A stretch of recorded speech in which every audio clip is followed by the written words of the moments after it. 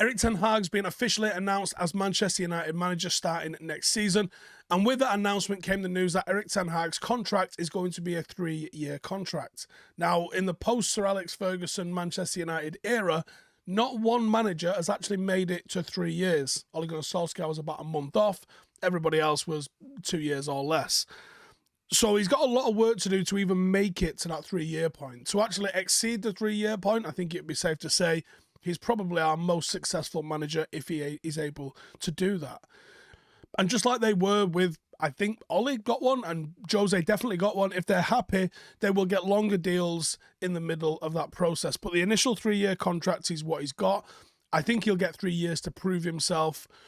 But we need to look at what his plan might need to be. I'm not expecting any sort of title challenge prior to that. I do want to see some improvements, though, and I might even get a little bit worse before we actually start to notice it getting better. So what's the first 2 seasons going to look like? Well, for me, the first thing Ten Hag is going to have to do is to rebuild and get the rebuild kick-started.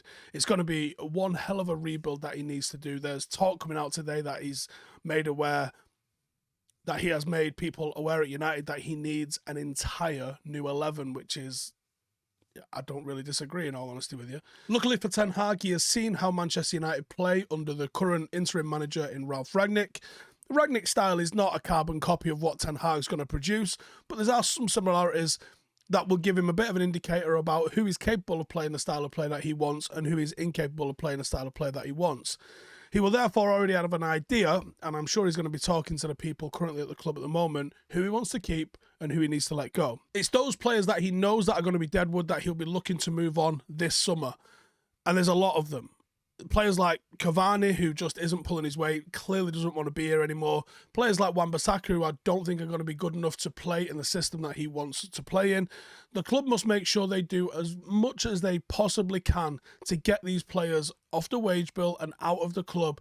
So Erik Ten Hag, and maybe even if Rangnick's involved, can replace them and can start working on players who are actually going to fit that bill.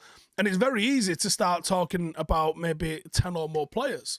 Someone messaged me yesterday and said, you're not going to get rid of more than 6 players in one window. And I said, well, you comfortably are. Juan Mata's not going to be here. Matic isn't going to be here. Pogba's not going to be here. Jesse Lingard's not going to be here. Dean Henderson, I could be on the fence about, but I don't think Tom Heaton's going to be here. There's 5. There's Andreas Pereira, who looked like he was certain to go, and now that might be a little bit wishy-washy. You got the likes of Tony Marshall. You can very easily start racking up numbers, and that doesn't include anyone like Eric Bailly, Phil Jones. There's a lot of players that are going to get moved on. I wouldn't be surprised to see 10 players moved on from the Manchester United squad. And that's where United are going to need to let the new boys do their magic. If we're able to get Paul Mitchell come in and Rangnick can stick around and help be some sort of a hand or whatever it is he's doing as a consultant, we will sign good players, and we will sign good players at a good market price. We'll stop that United tax, hopefully. We will start to see United making sensible acquisitions in the transfer market. Due to the number of players that we're going to need to replace, it's vital that Manchester United shop for bargains. The talk of signing Declan Rice and Harry Kane is absolutely mental. West Ham have just slapped a £150 million price tag on Declan Rice. Well, the transfer list video that I did yesterday, you're getting 4 players for that.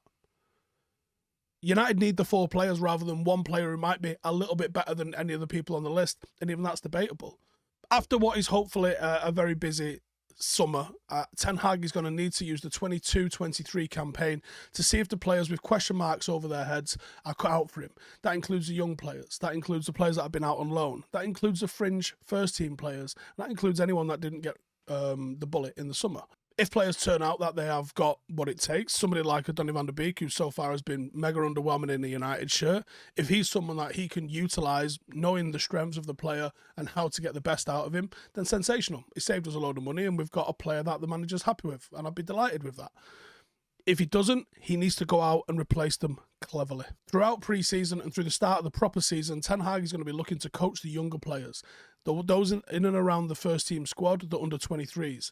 If the players are young enough and eager, you can adapt them to become Ten Hag players. It's similar to the way Pep changed the likes of Sterling at Manchester City from the player that he was during his Liverpool time to becoming a Pep Guardiola player. Another branch of that is Phil Foden, a young player that was young enough to become whatever Pep Guardiola wanted him to be at the time. The raw material has to be there in the player. The talent has to be there. But United have got a lot of these players that are going to be absolute sponges. The likes of Mabry, the likes of Zidane, the likes of Charlie Savage, the likes of Galbraith, Garner, Levitt, Laird. There's so many young players that could become a key part of the squad. I'm not necessarily anyone of the players that I've just listed can be world-class first 11 starting every week, but they can certainly help out, especially when we've got rid of so many players. You know, when you look at what Eric Bailly's contributed to the first team this season, what Phil Jones has contributed to the first team this season, is it possible Ted and Mengi could have been any less productive in a first team shirt? I highly doubt it, in all honesty. Hopefully after the first 2 years, Manchester United, or at least in that second season, Manchester United would look like they're starting to get the identity of Erik Ten Hag. And I think it'll take that entire first season or more. Primarily because of the World Cup being slap bang in the middle of it, which is going to be a massive disruptor for anybody next season. It's vital that United avoid becoming another Van Gaal scenario where after 2 years the squad looks lost, hasn't bought into the new manager's ways, and they get rid of him and go in a completely other direction. What is for sure is that the success of Erik Ten Hag's first 2 years depends massively on the Glazers.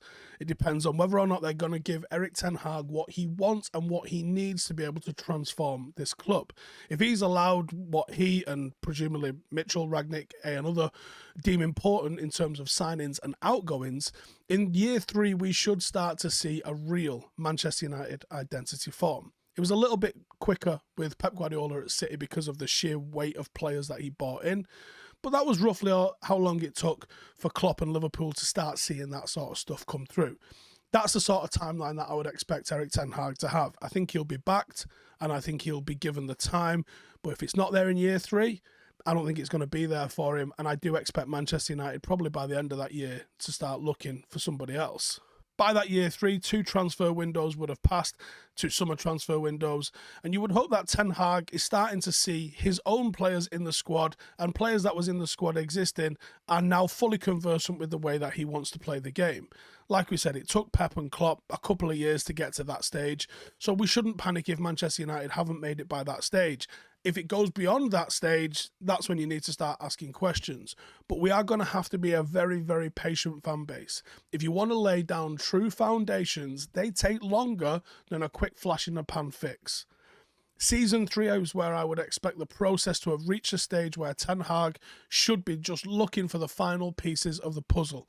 I would expect Manchester United at this time to start looking like we could compete for domestic silverware, whether that just be the cups, or looking like we can maybe with one more player break into the top 2.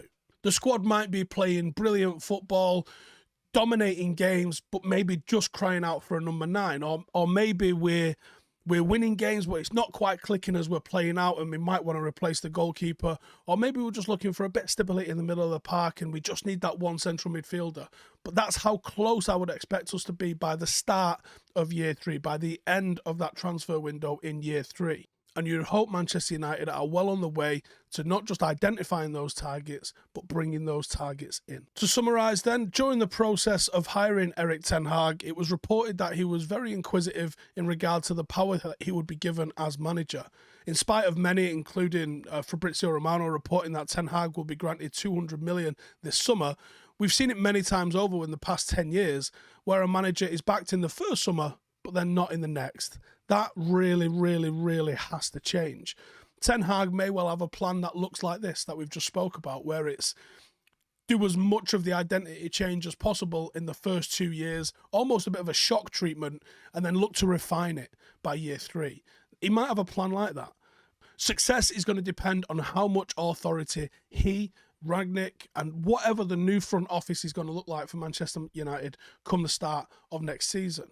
If they get control and they're back financially, I have no doubt that these are the men to take Manchester United truly into the 21st century, where we've been lagging, still looking at everything through 1999 lenses. We could slowly start to become what we should be. It's going to take a hell of a lot of work, and as fans, we've got to be patient as they go through this process. And the other thing is, we have to be able to make mistakes. Mistakes will be made. Pep made mistakes with some of his signings. There's lots of his signings that he got the opportunity to shit can immediately after signing them. And Klopp has made mistakes. Klopp's had a real good success rate lately in the transfer window, but he did have some clangers early on. United are going to have to be able to make good signings, and enough good signings that the one or two clangers that you're inevitably going to make don't really damage the whole process of the rest of the plan. Patience is how I would leave this. Cheers for tuning in. See you in the next one. Laters. Hey, thank you for watching the video. If you are new around these parts, then don't forget to subscribe. My channel is proudly supported by my community on Patreon. If you'd like to get a little bit of extra content, a Discord group, meetups, five-a-side games, weekly podcasts, behind the scenes, and even an occasional bit of transfer news as and when I get it, then for the price of a pint, you can show your appreciation for the content that we make and get some goodies for doing so as well. Check the link in the description or click the button right here. You'll also find all of my socials here too if you want to follow me on any of those platforms. Nice one.